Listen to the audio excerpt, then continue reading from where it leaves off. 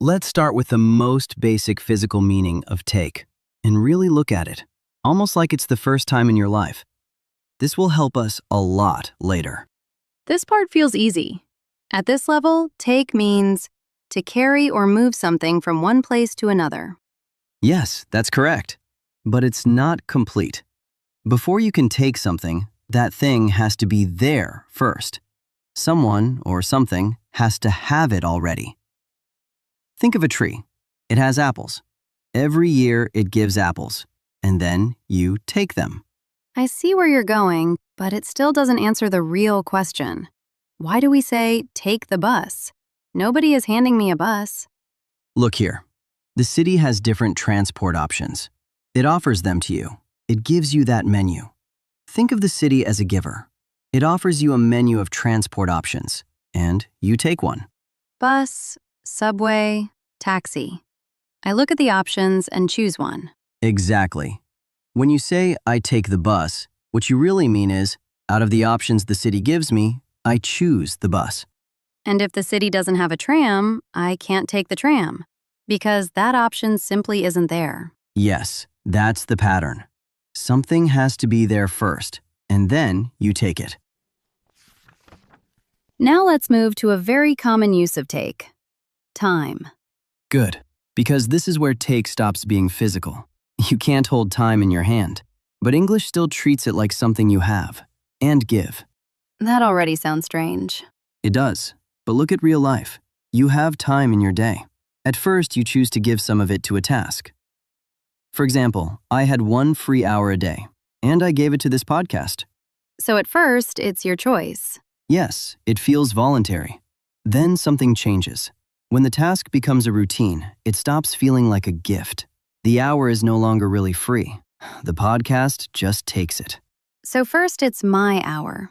Later, it feels like the task already owns it. That's the shift.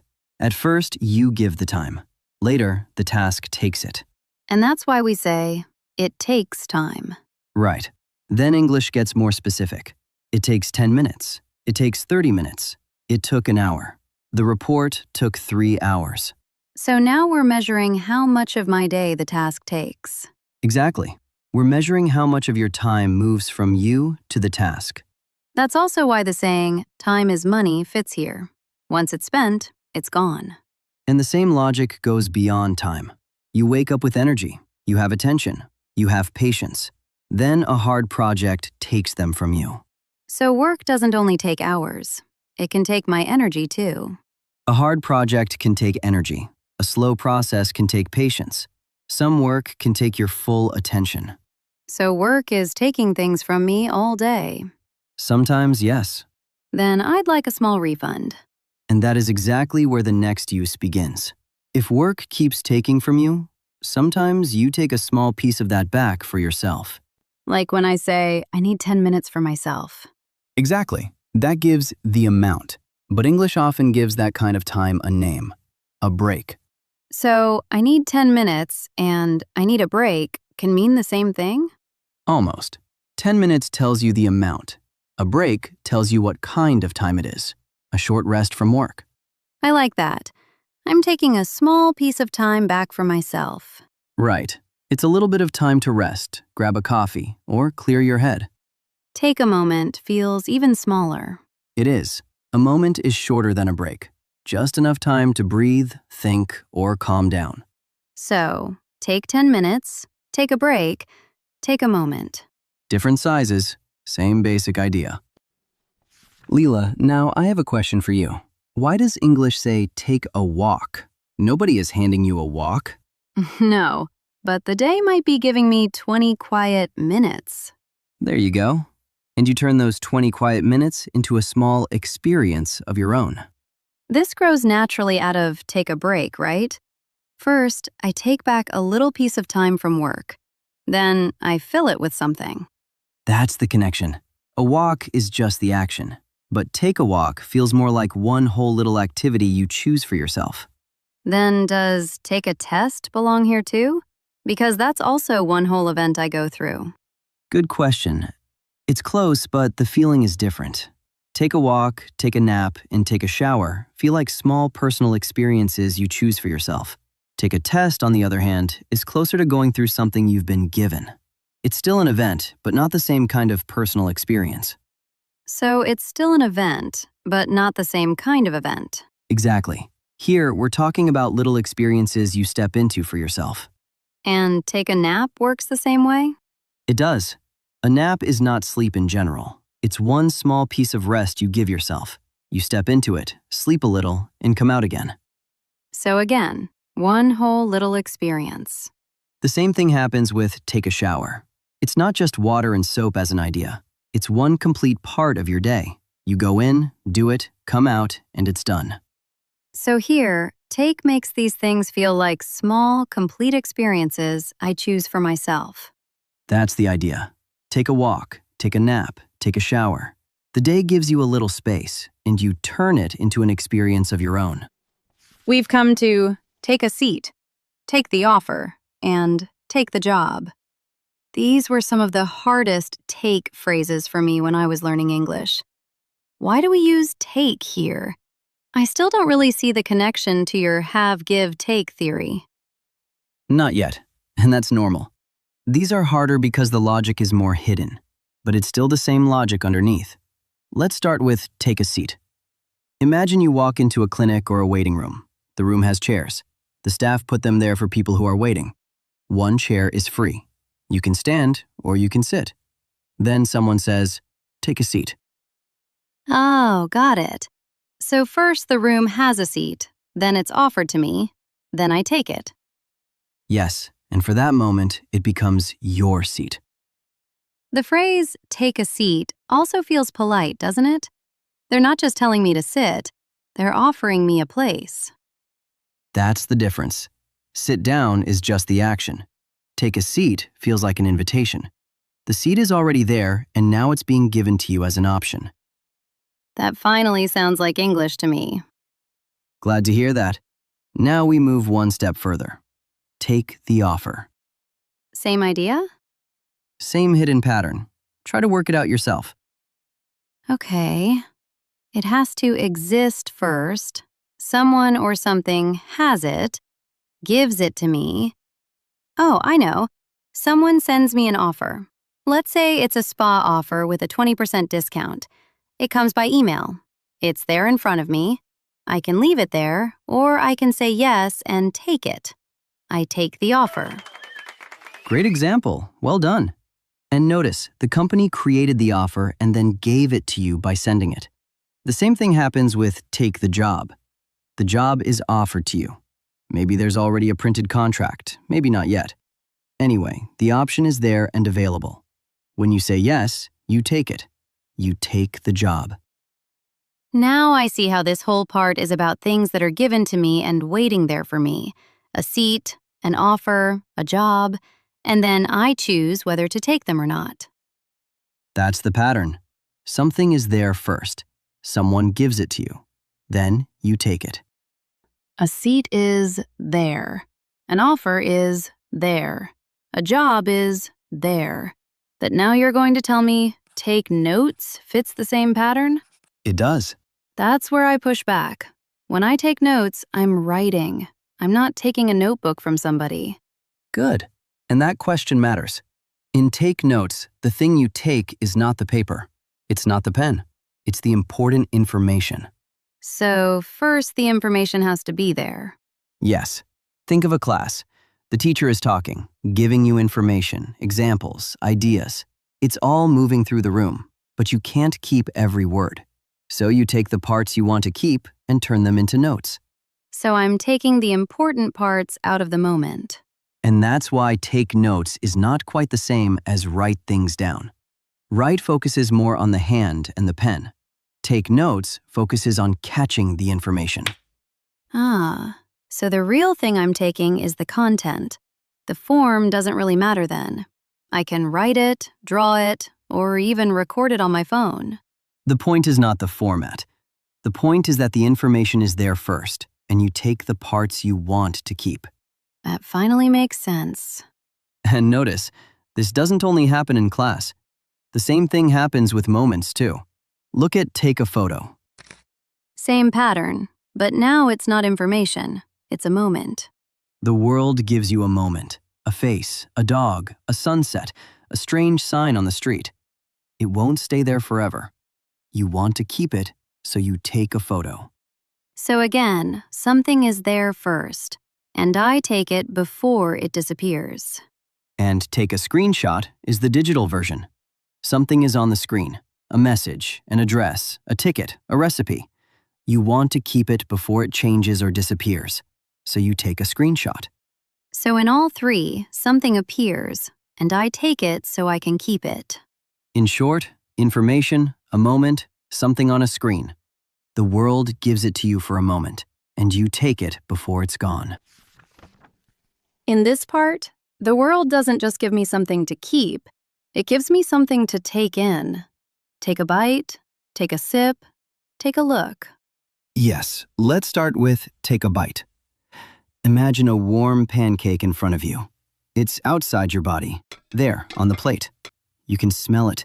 You can see the steam. But you don't eat the whole thing at once. You take one small piece of it into your mouth because it's hot. Take a bite already feels smaller than eat. That's the difference. Eat is the whole activity. Take a bite is just one small part of it. And what about just bite? Bite focuses more on the mouth action. Take a bite focuses on one small amount of food you bring into yourself. Then eat is the whole meal, bite is the action, and take a bite is one small and quick piece I take in. Exactly. Small amount, quick move. And take a sip works the same way? It does. Picture this. There's a drink in front of you. Maybe something cold, maybe something hot. You don't drink the whole glass in one go. You take a small amount into your body. Not drinking in general, just one little bit. One sip. Then take a look is the one that still feels sneaky. It is, because nothing goes into your mouth now. But something still goes in.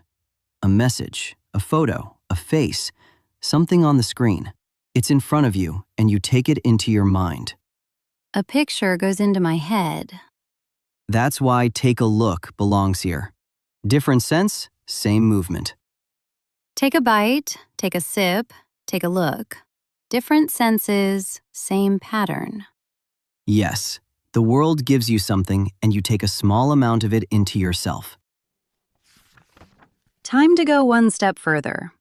What if the thing going in is not food, not a drink, not even a look? Let's talk about take advice, take someone's word for it, and take a chance. Yes, now nothing is going into your mouth, but something is still going into your mind. It goes into your thinking. Dangerous. Some people should not be allowed into my thinking. Fair, and that's exactly why this section matters. Start with take advice, please. First of all, someone gives you advice, but then you can always ignore it. You can smile politely and do the exact opposite. A classic human skill. Very common. But if you accept the advice and let it guide you, you take it. So he never takes advice doesn't mean he never hears advice. It means the advice never really gets into his thinking. That's it. Then take someone's word for it feels like the next step. It is. Now the person gives you their word, what they say, what they promise, what they claim is true. You can go and check it yourself, or you can trust them and take their word for it. It means I'm accepting their words as enough. I let their words go into my thinking. Yes, you let their words stand without asking for more proof. And then take a chance feels riskier, because now no person is really handing me anything. True. Here, the situation gives you a possibility. You can leave it there, or you can step into it. If I take a chance, I say yes to the possibility, even if I don't know what happens next. Exactly.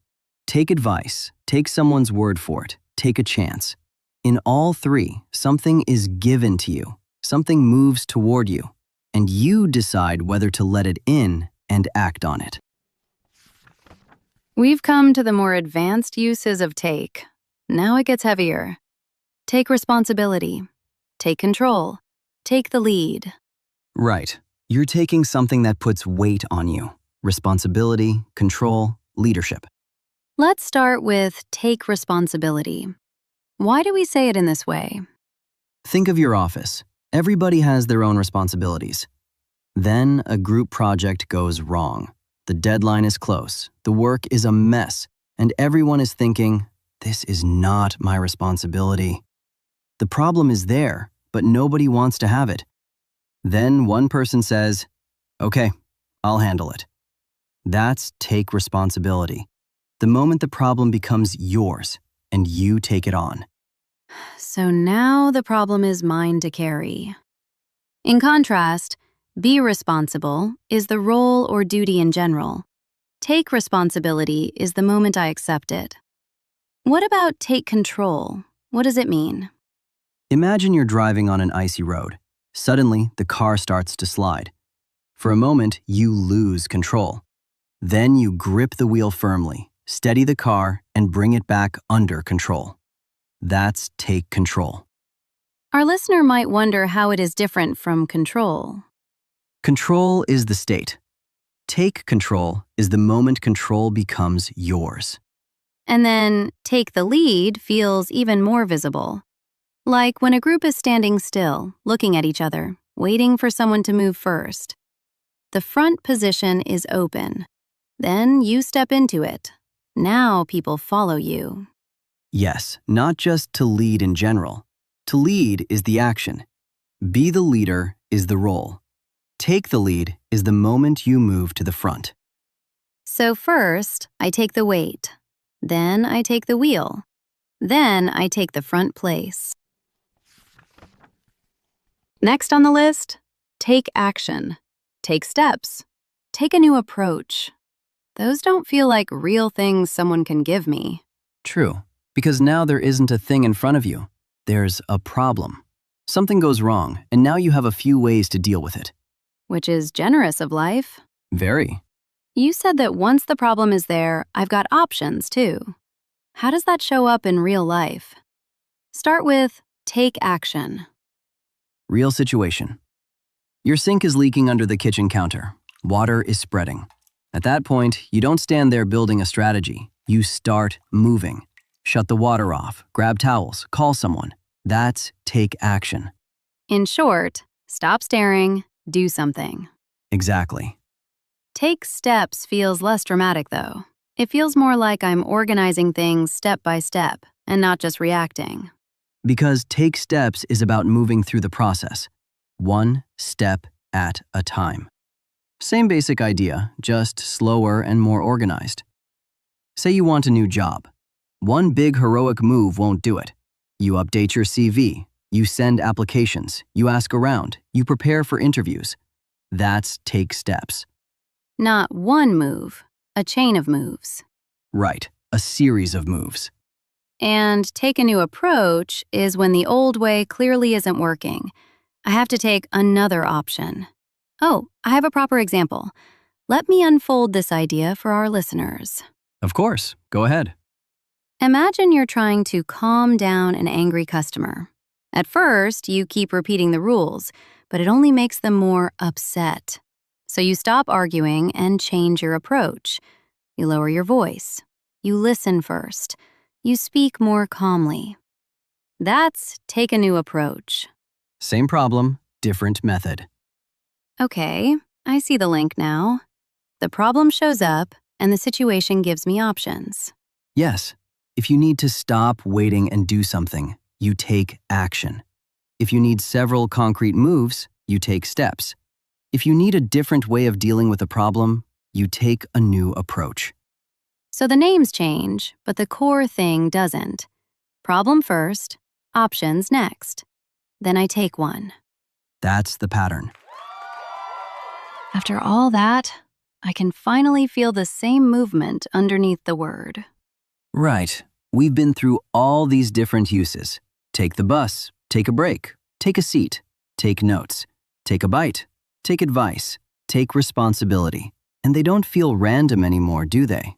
They feel united because underneath them, the same exchange keeps happening.